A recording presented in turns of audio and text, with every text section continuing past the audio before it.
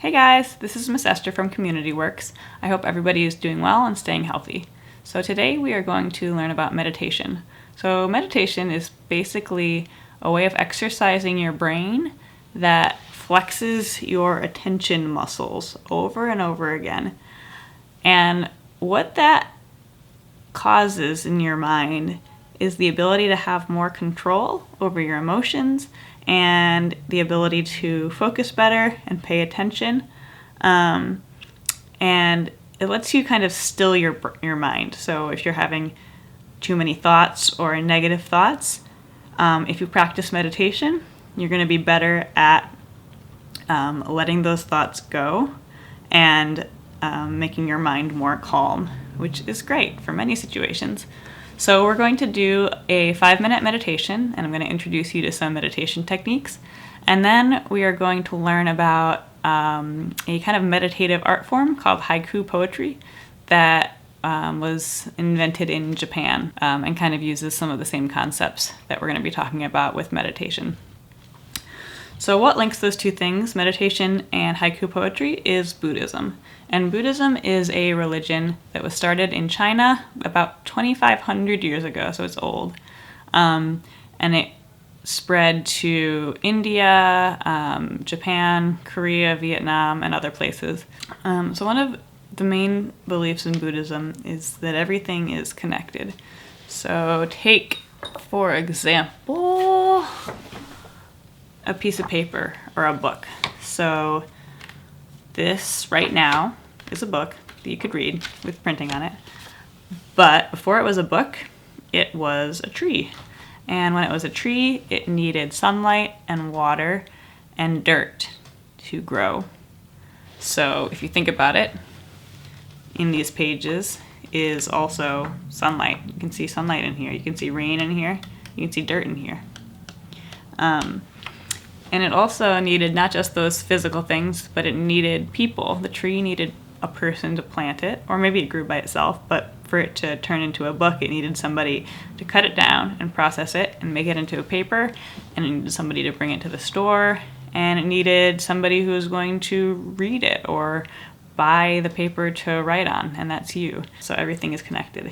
That, I think, is a really nice thought, but it also means everything being connected means that everything's always changing as well. So like this book, which I like as a book, used to be maybe a beautiful tree. And I would have liked that tree too, and I would have been sad when it got cut down. And so part of Buddhist practice is trying to make us be more accepting of change and of the fact that nothing is permanent, because that can be upsetting when things change. You don't want them to change. So a big part of Buddhism is learning to accept things the way that they are. And this doesn't mean that you don't try to work towards your goals or you don't try to improve the world, but it means that instead of just wishing things were different, you can really see things as they are without judgment. So one of the ways that we do that we look at the world without judgment, is through meditation, and another way is through art, including through the haikus that we're going to talk about later. We're going to be talking about and practicing mindfulness meditation, which is secular, and secular means that it's not religious. So you can practice meditation and still be a Christian or a Muslim or any other religion. It's just a way of trying to exercise certain muscles kind of in your brain, not physical muscles, but kind of mental muscles. So the best place to meditate is somewhere quiet and somewhere where you won't be interrupted. That's the ideal. If you don't have that place right now, that's okay. You can try meditating wherever you are. You can either sit on the floor with your legs crossed, or you can sit on a chair with both of your feet firmly planted on the ground. You're going to rest your hands in your lap with one over the other, and you're going to sit up straight so that you don't get sleepy while we're doing this. And you're going to gently close your eyes. And for the beginning and the end of this meditation, I'm going to ring a bell. So I'm going to give you a minute to get situated, get seated with your back straight, your hands in your lap. Okay, and gently close your eyes, and we're going to start our meditation. We're breathing in through our nose and out through our nose. And you don't have to breathe slowly or deeply. Just breathe normally.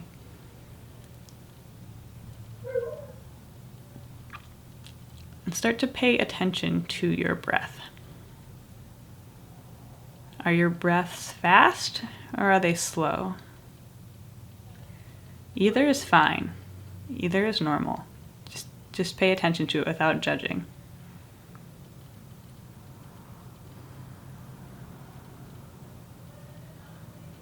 Now pay attention to how your breath feels when you're breathing in through your nose. How does the air feel on your nostrils? Does it feel cold? Does it feel warm? Can you feel your nostrils moving in and out?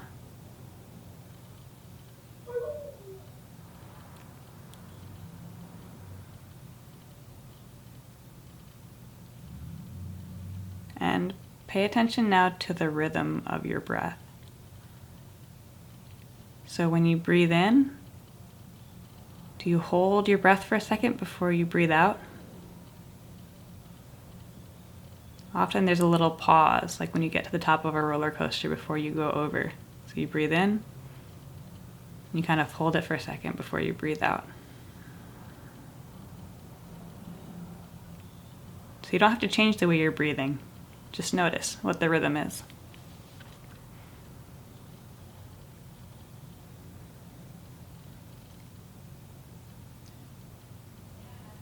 And then move your awareness down from your nose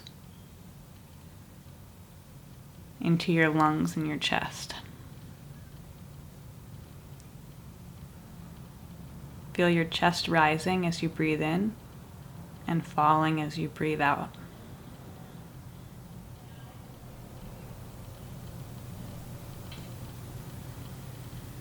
Notice the air coming in through your nose and going all the way into your lungs.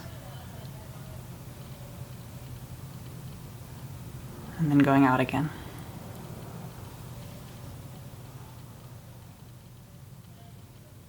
And as you focus on your breath, you'll probably start thinking about other things as well. Maybe you're thinking about what happened earlier in the day or what you're going to eat for lunch. And this is fine. Your mind wants to think. It's what it's for. And so when you're not doing anything, your mind's just going to wander to all kinds of things. So during meditation, we try to let those thoughts pass through our minds without latching onto them.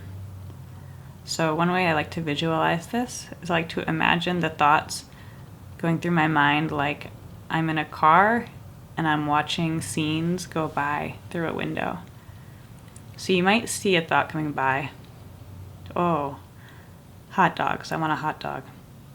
But instead of latching onto that thought and thinking, do I think my mom's gonna let me have a hot dog? Do we have any ketchup? You just let it go by. You say, oh, hot dog. You let it go by, and you return your attention to your breath. So you start thinking again about breathing in and breathing out.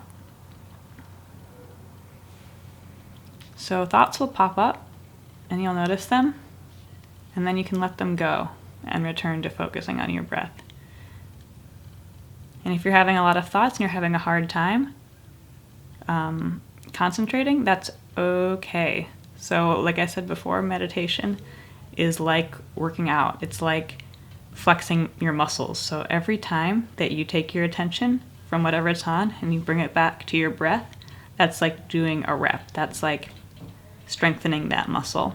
So if you're having a hard time concentrating today and your mind keeps wandering, don't blame yourself and don't feel bad. That's just part of strengthening that muscle. Okay, so now we're going to add a visualization to our breath. So as you breathe in, imagine breathing in sunny yellow light. And as you breathe out, imagine breathing out purple smoke. So we're going to be breathing in this good yellow energy, and we're going to be breathing out our negative thoughts and feelings in the form of a purple smoke. So breathe in yellow light, breathe out purple smoke. Breathe in yellow light, fill yourself with it, and breathe out this negative purple smoke. Breathe in light, and breathe out smoke. Breathe in light, and breathe out smoke.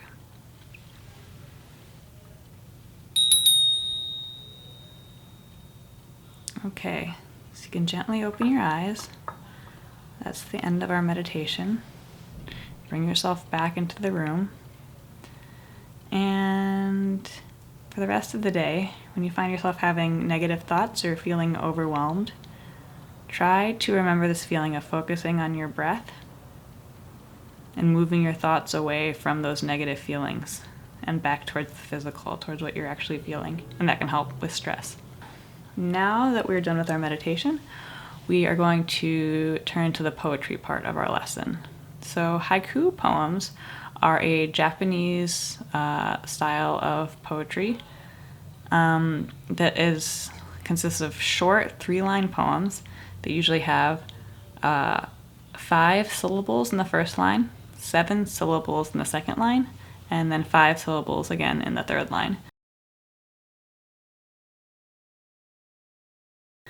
So what is a syllable, you may be asking? So a syllable refers to how many vowel sounds a word has.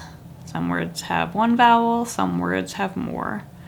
And what can be confusing about syllables is that it doesn't mean how many vowel letters are in a word, but how many vowel sounds. So sometimes a word might have 2 vowel letters. For example, the word hair, that has an A and an I, H-A-I-R. But it only has 1 syllable because that A and that I work together to make 1 vowel sound.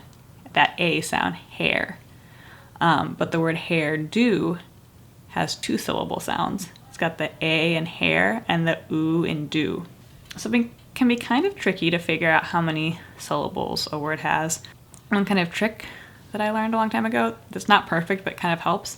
Take your hand, put it under your chin, and then sound out a word slowly and see how many times your chin hits your hand. And that should give you a rough idea. So, for example, the word haiku has 2 vowel sounds, the I in hi and the oo in ku. You see how my chin hits my hand. Haiku. Poetry has 3. It's got the O, the E, and the E at the end. Poetry. So when you're writing your lines, you're going to want to count out these syllables. So like I said, haiku poetry started in Japan, and many of the famous haiku poets were Buddhists. You can kind of see why in some of the poems that I'm going to read. The haikus often have to do with observances of the natural world, so paying attention to what's going on around you. And they also sometimes carry some of those Buddhist ideas that we talked about earlier, so the idea of things being connected and things changing. If you're reading them on the screen, you might notice that, like, wait, those don't have the right number of syllables in each line. But these poems have been translated from Japanese, so the syllable structure isn't perfect. In Japanese, they would be this 5-7-5 syllable structure, but in English, they might not have translated that way. So the first poems I'm going to read are by a Buddhist nun named Chiyo-ni. One must bend in the floating world, snow on the bamboo. So that one, you can see it's an observation of the natural world, probably something that she thought was beautiful, the snow weighing down the bamboo. But then it's also can be a symbol for how you must adapt to the situation around you. The bamboo can't move itself out of the way of the snow. It just has to bend while the snow is on it. And then when the snow melts in the spring, the bamboo can stand back up tall. So you see it's kind of a lot communicated in those 3 lines. All right, let's see another one. Over the flowing water, chasing its shadow, the dragonfly. So again, this one's about something in the natural world, but maybe it's also about something human. So if you think of the dragonfly as us, what are we chasing? Are we chasing something real, or are we just chasing our own shadow? Are we just chasing some idea of our perfect selves? Or I don't know, it's up to interpretation. And some of them are funny. This is by a different poet named Kobayashi Isu. And his poem goes, "Mosquito at my ear. Does he think I'm deaf?" He writes a lot of them about mosquitoes. All right, so for our assignment today, we are going to write poems based on a chore. So maybe you have to wash the dishes, maybe you have to fold your clothes. So something that you do every day or every week that maybe you don't pay any attention to. Maybe it's just something annoying that you have to do. So we're going to pay attention to one of those things and write a little poem about it. Try to notice something in it that you've never noticed before. So I did this assignment myself, and I did it about a chore that I do not like doing, which is cleaning the bathroom. So this is my poem. The shower which cleans itself needs a caring hand to scrub dirt away. So that poem on its surface is about cleaning the shower, but then if you look at it deeper, it could be a metaphor for somebody who cares for you. Maybe a doctor, for example, who cares for you and helps you when you're sick, but they also need help when they aren't feeling well, right? So that was my haiku, and I want you guys to pick something else to pay attention to and let me know what you find out about it. So to recap some of the things that we learned today, we talked about the history of Buddhism and some of the big ideas of Buddhism. So it started in Asia about 2,500 years ago, and it focuses on the way that everything in the world is connected and everything in the world is always changing. Then we did a breathing meditation, and we talked about how meditation can help you control your emotions and notice more about the world around you. And then we learned about haikus, which are a form of Buddhist poetry, and they have a syllable structure. So we talked about what syllables are. And now you're going to write a 3-line haiku about a chore or routine that you do every day or every week. And I want you to think about how the meditation made you feel. Did it make you feel calm? Did you feel really distracted? Did you notice different things that you were thinking about? Maybe you noticed what was happening in your brain more. And how did you feel while you were writing your poem? Did it make you think differently about the world around you? All right, thanks for participating, and I will see you next week.